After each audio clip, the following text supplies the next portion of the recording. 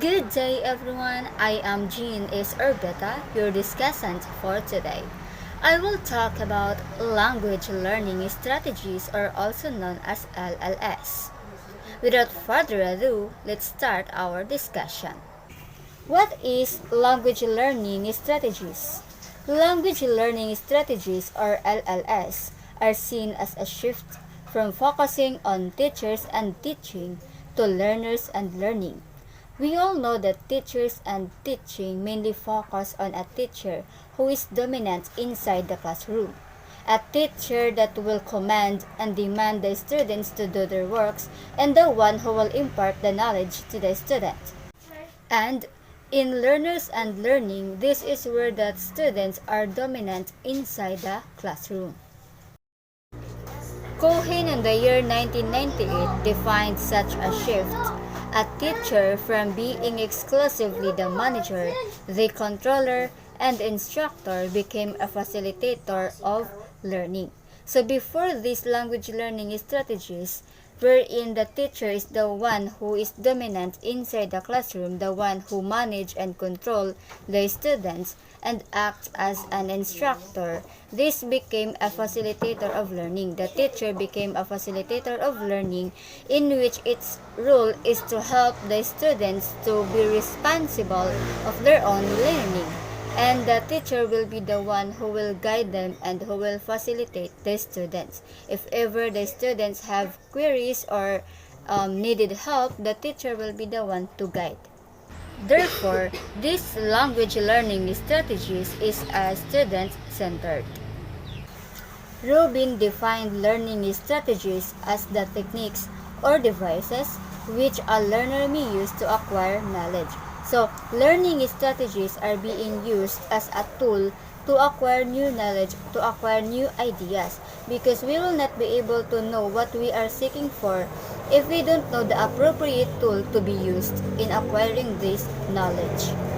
According to Reed, 1995, that learners' natural, habitual, and preferred ways of observing, processing, and retaining new information and skills. So the language learning strategies, according to Reed, is that it depends on the students or the learners on how will they process or how will they absorb the information they have got, and how will they maintain it on their mind to use it on the daily basis. Oxford in the year 1990, he says that strategies are tools for self-directed participants on learning necessary for the development of communicative competence. So, strategies are used as a tool to develop the communicative competence of a certain person or the learner, for the learners to be able to communicate effectively to other people using the target language. Graham in the year 1997 opines strategies help students become better language learners. So Graham says that the strategies are the one who will help the students to be a better language learners, to be effective language speakers, and efficiently speak or talk to the other people. What are learning strategies? So learning strategies are powerful because they help students or they help language learners become independent learners. So we all know that learning a new language is not really easy because we will undergo a lot of process to truly understand what we are looking for. But because of these learning strategies, we will be able to know or we will be able to understand easily the concept of getting to know a new language, especially the foreign language and the target language. In addition, appropriate language learning strategies result in improved proficiency and greater self-confidence. So if we know what are the appropriate language strategies to be used in learning new language, then this will boost our self-confidence, and as well as we will be able to be called as proficient or efficient in speaking a new language. Language learning strategies or the LLS instruction focuses on making the students more active learners by teaching them how to learn. So we know that LLS is student-centered, and the students are dominant inside the classroom and they are responsible of their own learning. And the teacher will only guide them or assess or facilitate them on learning a new language. So, learning the new language, the teacher will teach the students on how to learn it, what strategies should be used to efficiently understand what language is. And once the learner understands it, or once the learners already know what the language or some of the vocabularies in a foreign language, so the teacher will teach the students to apply it or to appropriately apply it in a sentence, and the students or the learners will be a successful second language learners. Let us remember that in knowing or in learning a second language, it is not really necessary to know the grammar, but it is not really important to know the grammar, but it is important to how to apply it, how to construct it, and how to make it understandable for the audience, for them to understand what we are saying. Here are the basic characteristics of language learning strategies. First, we have learning strategies are a set of processes and a routine for organizing those processes. It means that learning strategies are like a structured plan for how we learn things. They are the methods and routines we use to make learning more effective. Second, we have the language learning strategies allow learners to become more self-directed, meaning that if we use the language learning strategies, the learners will become better at taking control of their own learning, and they will become more independent and able to guide their own progress in learning a new language. Next, we have they are a desire for control and autonomy of learning on the part of the learner, meaning that the learners has the freedom to direct their own learning process. It is all about the learning wanting to be self-reliant and make decisions about how well they learn. Next, we have only conscious strategy are language learning strategies, and there must be a choice involved on the part of the learner, meaning that language learning strategies are techniques you use on purpose, and you have to make a choice to use them. They don't happen automatically, but you decide to use them to help you learn a new language. We also have they may be visible as they are, specific actions or techniques, or invisible as they can involve mental processing, meaning that language learning strategies can be things you physically do, like reading or speaking in a foreign language. They can also be things happening in your mind, like how you remember vocabulary. So, they can be actions you can see and actions you cannot see, but both helping learn a new language. Next, we have language strategies are under the active strategic control of the student while in use, because it highlights that students have the power to choose and use methods to improve their learning.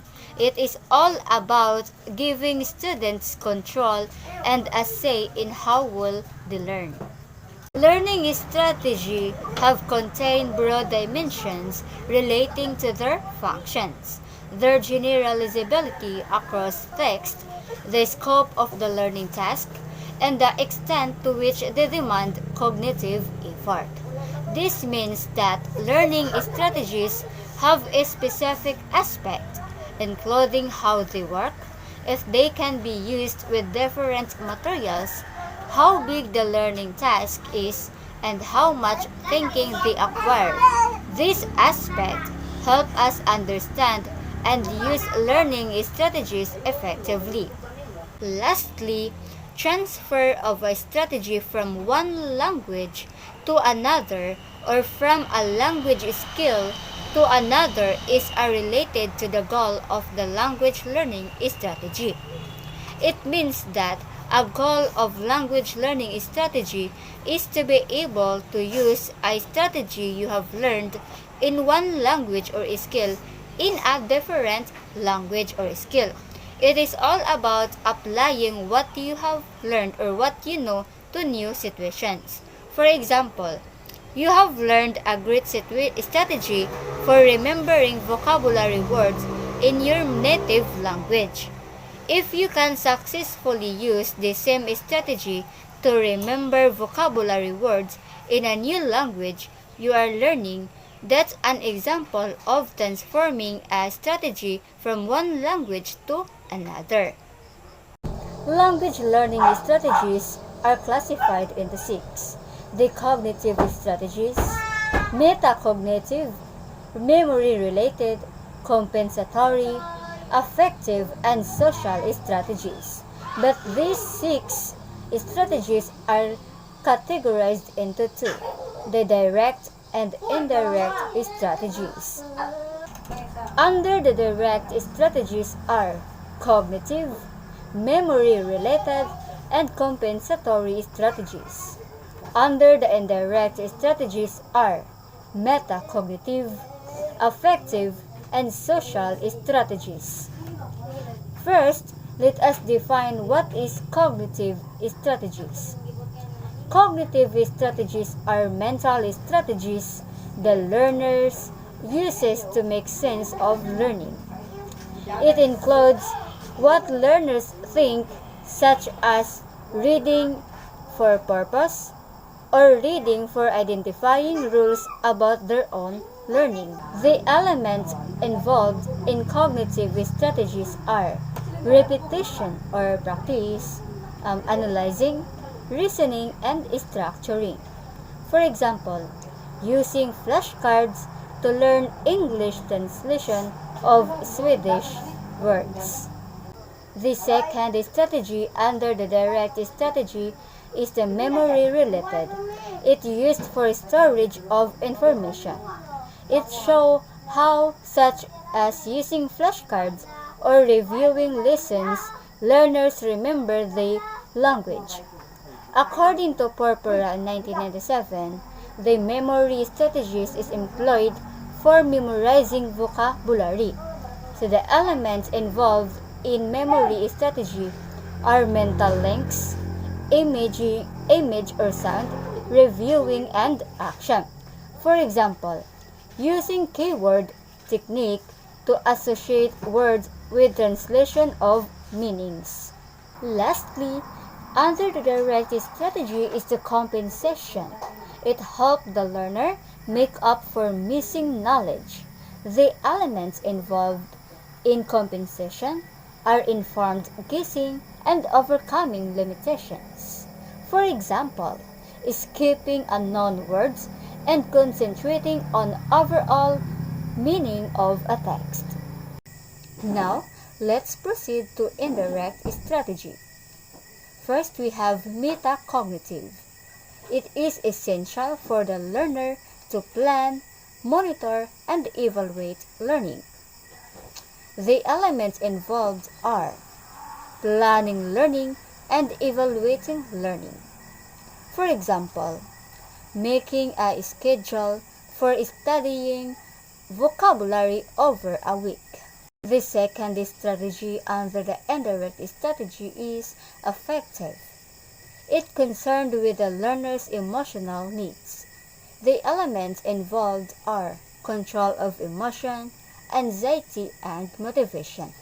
For example, rewarding self with candy if you learn a new word list.